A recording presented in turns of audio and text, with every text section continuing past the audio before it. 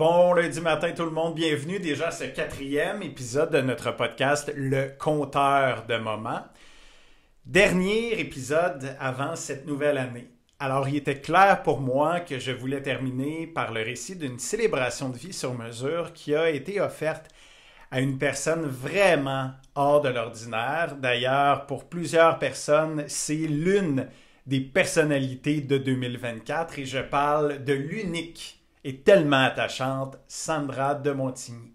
Pourquoi elle a été soulignée dans les médias comme vraiment un être marquant pour la dernière année? Ben, vous le savez peut-être, mais grâce à des années d'ardeur, d'effort, de conviction et de bataille, on va se le dire, Sandra est parvenue à obtenir un changement dans la loi.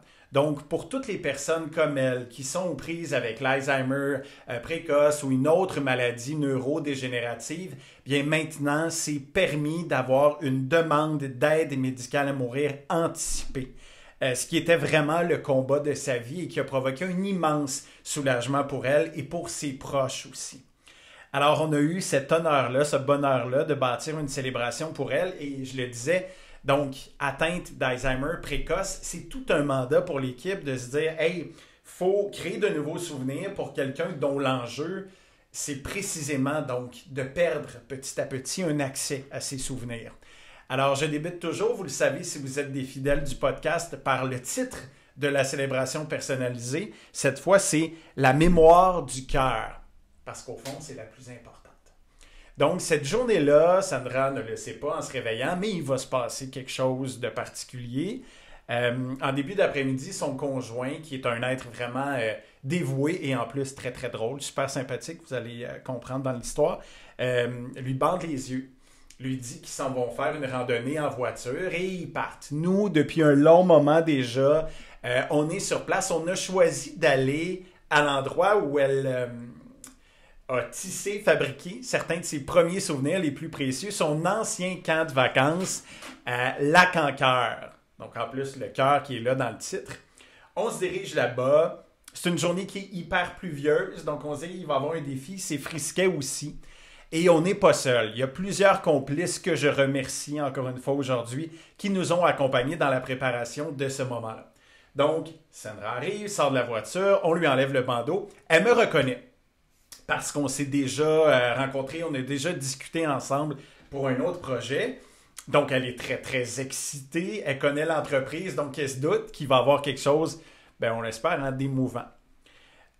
On commence par l'amener près d'une immense tour. Je pense que c'est là, dans le temps, au camp de vacances, qui sonnait la cloche, peut-être quand les repas étaient prêts. Donc, on demande à Sandra de sonner cette cloche-là. Et, oh!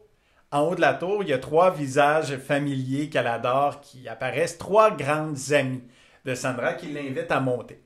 Chacune a préparé un texte, le souvenir d'un moment particulièrement précieux vécu à ses côtés. Tu sais, des lettres manuscrites, là, comme on aime. C'est toute la gamme des émotions, hein. C'est des larmes, c'est beaucoup de rires, de souvenirs, certains très, très loufoques. Et ben, si vous posez la question, Sandra se rappelle de tout, là. Elle est vraiment très, très présente dans chacun de ces 3 moments-là. Ensuite, je la prends par la main, on redescend et on commence une espèce de parcours sur ce site-là qui est très beau et très vaste. On arrive par-dessus un petit pont, puis elle me raconte que quand elle était au camp plus jeune, je pense que le moniteur l'avait fait passer en dessous, il y a un petit peu d'eau dans le petit ruisseau, puis elle a donc peur des grenouilles, c'était pas un merveilleux moment.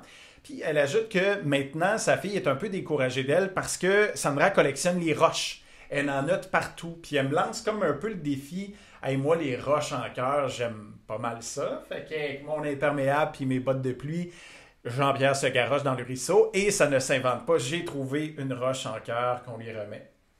On continue le périple et un petit peu plus loin de ce fameux ruisseau-là, elle voit quelque chose un peu briller. Je l'invite à s'approcher et c'est une bouteille à la mer, littéralement. À l'intérieur, un témoignage de sa meilleure amie qui ne pouvait pas être présente physiquement, mais là qui provoque instantanément les larmes de Sandra. Continue la marche. On l'invite à aller sous une espèce de petit toit près d'un chalet. On lui prête une tablette et là, c'est une vidéo de quelqu'un que vous non seulement connaissez, mais c'est sûr que vous l'aimez, vous ici. la grande comédienne généreuse Marina Orsini. Les deux se sont connus parce que peut-être, le savez-vous, Marina a joué le rôle d'une femme atteinte d'Alzheimer précoce. Donc, elle a trouvé, je pense, des précieux conseils en la personne de Sandra. Il y a vraiment un lien qui s'est créé.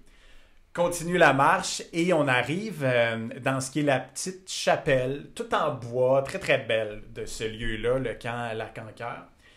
Elle avance et elle voit tout d'abord un long fil de jute du dernier banc jusqu'au premier à l'avant, puis des petits cartons blancs affichés. Et ses doigts donc suivent le fil. C'est un clin d'œil au premier métier de Sandra qui a tellement aimé cette profession-là, celle d'être sage-femme. Donc, les petits cartons blancs représentent les vies qu'elle a aidé à faire venir au monde, à faire naître. Elle s'assoit dans le premier banc.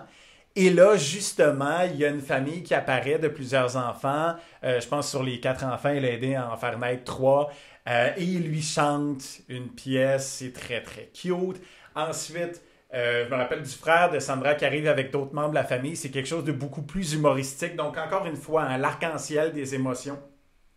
Les enfants, Sandra, les 3 sont là, ces 2 garçons, sa fille, le garçon de sa fille, donc le petit-fils de Sandra.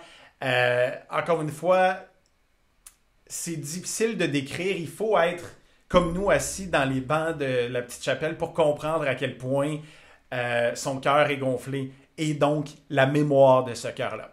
Et on sort, je vous rappelle qu'il pleut, puis on se dit, on va faire une autre chose qui se peut pas. On va te faire ouvrir une bouteille de bulle, soit à grosse pluie, sous le magnifique pont, la passerelle qui est là, le pop de champagne, le bouchon qui revole dans le lac en cœur.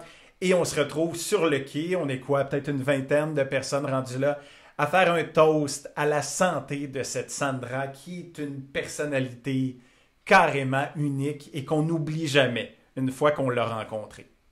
Alors, je veux remercier évidemment toute sa famille, ses amis qui ont tellement été précieux. Je veux la remercier, elle, de nous avoir fait confiance parce que c'est quelque chose quand même de débarquer puis de se laisser prendre au jeu, de savoir donc qu'on est enveloppé de douceur et d'amour. Alors, Sandra, celle-là, c'est pour toi. Félicitations pour cette année qui a changé ta vie et qui a changé la vie de tellement de gens maintenant et qui seront là même après toi.